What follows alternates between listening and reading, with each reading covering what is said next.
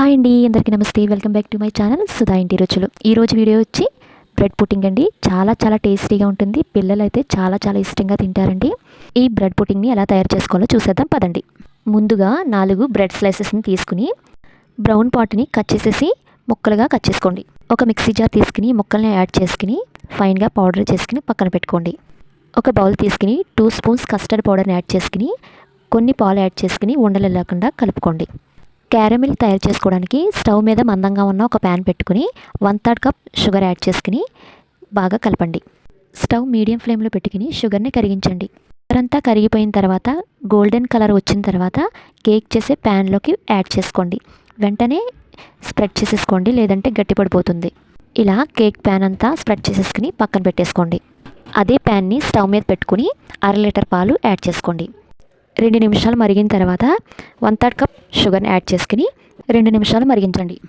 ఇలా మరిగిన తర్వాత ముందుగా కలిపి పెట్టుకున్న కస్టర్డ్ మిల్క్ని మరొక్కసారి కలుపుతూ యాడ్ చేసుకోండి, లేదంటే ఉండలు కట్టే ఛాన్స్ ఉంటుందండి. సో కలుపుతూ యాడ్ చేసుకోండి.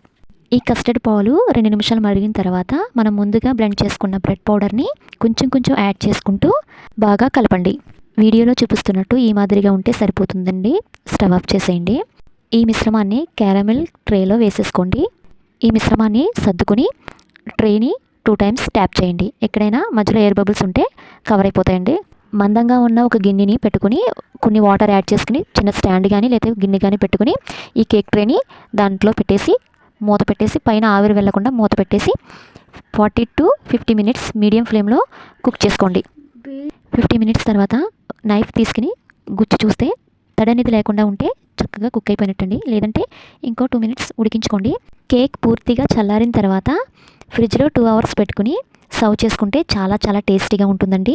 2 అవర్స్ తర్వాత చూపిస్తున్నానండి.